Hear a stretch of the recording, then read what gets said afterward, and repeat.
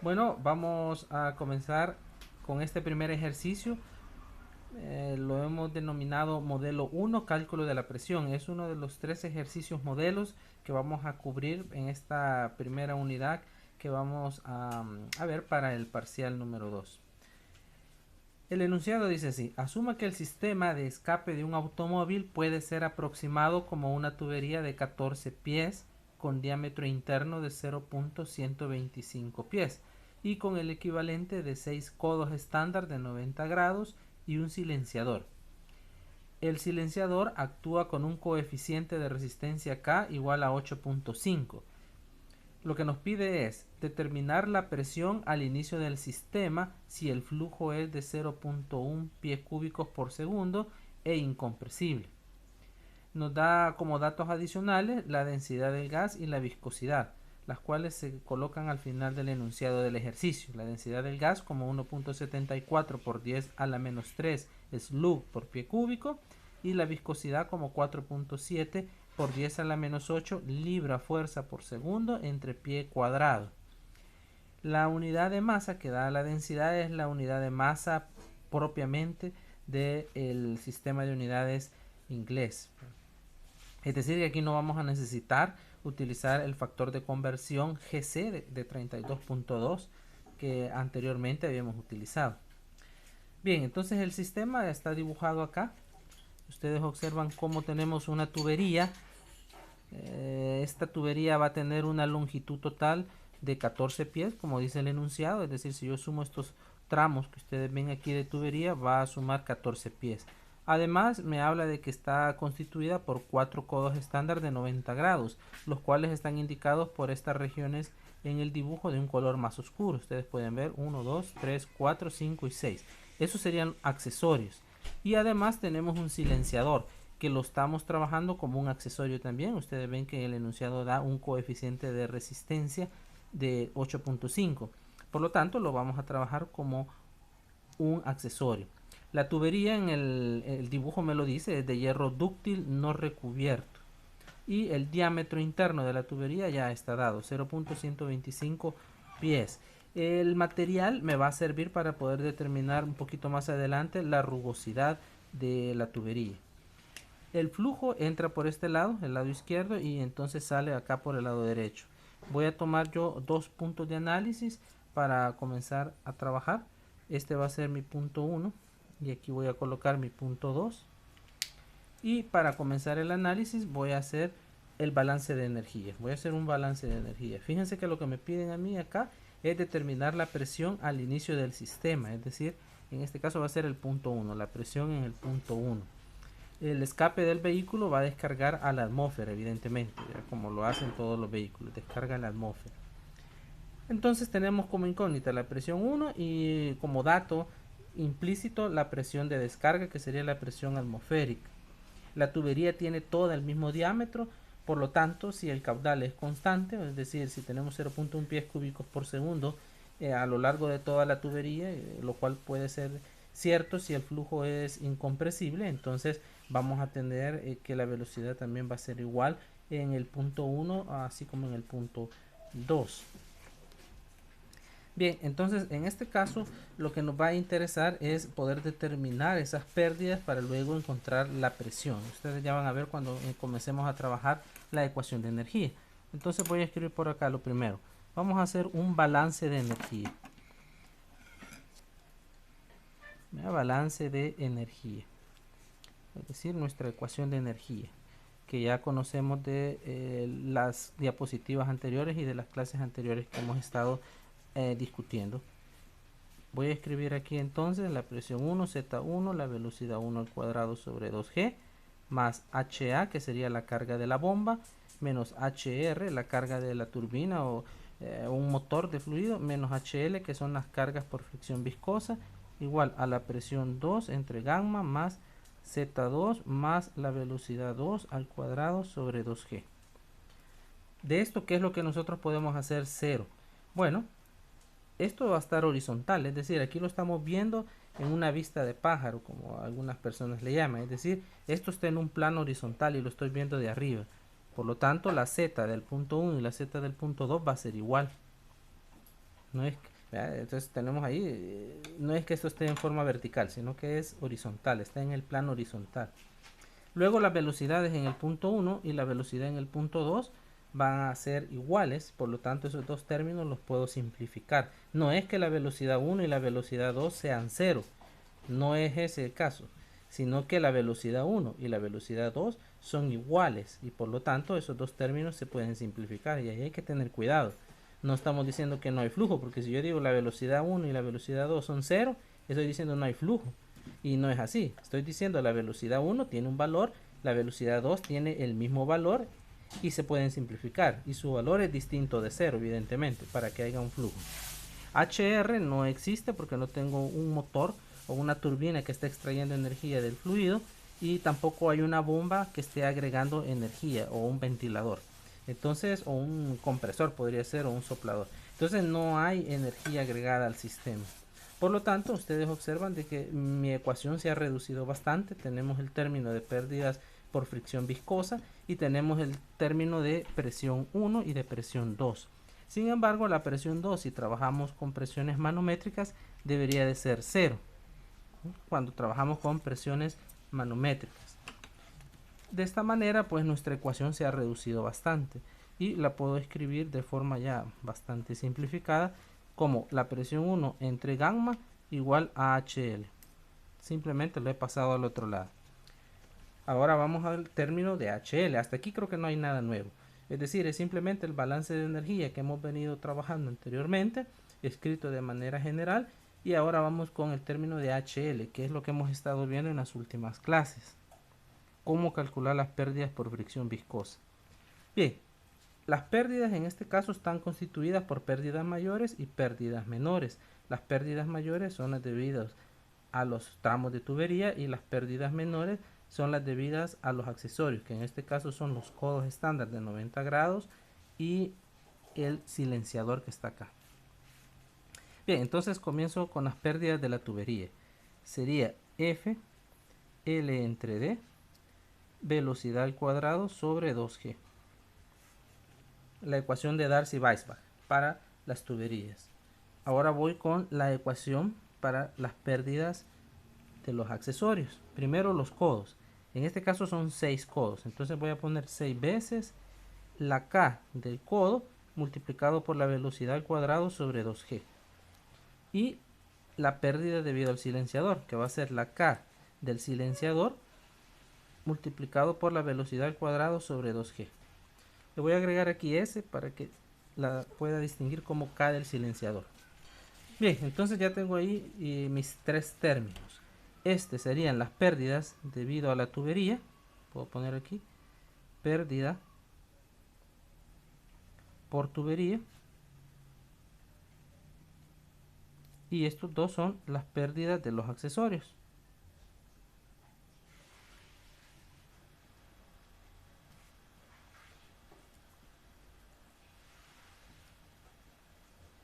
Bien, puedo sacar un factor común también de acá. Lo voy a hacer. HL entonces sería igual. El factor común sería la velocidad. Puedo poner acá velocidad al cuadrado sobre 2G. Factor de F, L entre D, más 6 veces la K del codo, más la K del silenciador. Y ahí tengo ya mi ecuación de pérdidas. Aquí podrían preguntarse ustedes, ¿y cuál es la velocidad que voy a utilizar ahí? ¿La velocidad en el punto 1 o la velocidad en el punto 2? Realmente no importa porque hemos dicho que la velocidad 1 y la velocidad 2 son iguales. Por lo tanto es simplemente velocidad. Da igual que pongan esta o esta porque son iguales en este caso. En otros casos puede ser que la velocidad en este tramo sea una porque el diámetro de la tubería sea diferente a esta. Entonces tendríamos dos velocidades y habría que hacer el cálculo de las pérdidas en dos tramos. Habría que dividir esta pérdida de la tubería en dos. Es decir, una pérdida en la tubería para la velocidad que ocurre acá y una pérdida en la tubería para este tramo que está acá. Evidentemente necesitaría yo saber las longitudes y los diámetros, evidentemente, para poder calcular después la velocidad y por último las pérdidas. Bien, entonces ya tengo mi ecuación de pérdidas, pero acá hay dos cosas que no conocemos. Primero, F, el factor de fricción, y la K de los codos, no es conocido. Sin embargo, nosotros sabemos de que la F es una función de Reynolds y de la rugosidad relativa. Por lo tanto, nosotros tenemos que calcular primero Reynolds y la rugosidad relativa antes de calcular la F. Y la K, pues la vamos a calcular en base a los valores de la tabla 10.4 que aparecen en el libro de Mott. A partir de ahí y del factor de fricción en la zona de turbulencia completa, como ya lo hemos detallado durante las clases. Entonces voy a escribir por acá cálculo de Reynolds y de la rugosidad relativa. Eso es lo que voy a hacer ahora. Bien, el cálculo de la rugosidad relativa es bastante sencillo. Es simplemente el diámetro interno de la tubería. Fíjense bien, diámetro interno de la tubería. En este caso ya me lo daban. En otro caso debería de leerlo yo de alguna tabla.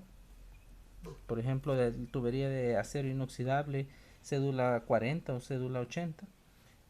Y en este caso la rugosidad para el hierro dúctil no recubierto, que es el material que me indica aquí en el dibujo, pues entonces es 8 por 10 a la menos 4 pies. Esto me va a dar un valor de 156.25.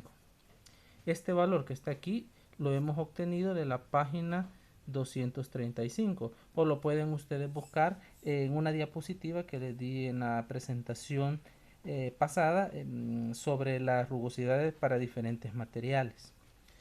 El número de Reynolds en este caso lo voy a calcular como la velocidad, densidad, diámetro entre viscosidad. La densidad y la viscosidad ya son valores dados en el enunciado, el diámetro también, pero la velocidad no. Entonces la voy a calcular. La velocidad la voy a calcular como caudal entre área. El caudal sí ya es un dato, 0.1 pie cúbico por segundo. Y el área pues va a ser pi cuarto por el diámetro cuadrado, que es 0.125 pies al cuadrado.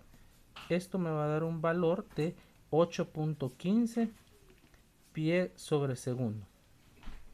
Y ahí tenemos ya el valor de la velocidad. Ahora puedo calcular Reynolds como 8.15 pies sobre segundo multiplicado por la densidad, que en este caso es 1.74 por 10 a la menos 3 es lux por pie cúbico, y multiplicado por el diámetro, 0.125 pies nuevamente. Todo esto está dividido entre la viscosidad, que es 4.7 por 10 a la menos 8 libra fuerza segundo sobre pie cuadrado. Al hacer el análisis de unidades correspondiente, ustedes pueden notar que aquí va a tener, por ejemplo, pie. Aquí voy a tener pie cúbico, aquí pie y aquí segundo. Y aquí tengo segundo. Entonces me va a quedar pie segundo cuadrado por el que está aquí. Me quedaría pie sobre segundo cuadrado. Esa es una aceleración multiplicado por slug. Me va a quedar unidades de libra fuerza. Y esa unidad de libra fuerza se puede simplificar con la que está aquí abajo. ¿De acuerdo? De tal manera que entonces me va a quedar libra fuerza sobre pie cúbico. Este pie se va con este pie cúbico dejando pie cuadrado abajo, y el pie cuadrado de acá abajo se iría con el que está acá. De tal manera pues que el valor resultante de estas operaciones indicadas acá va a ser un número adimensional, como debería de ser Reynolds.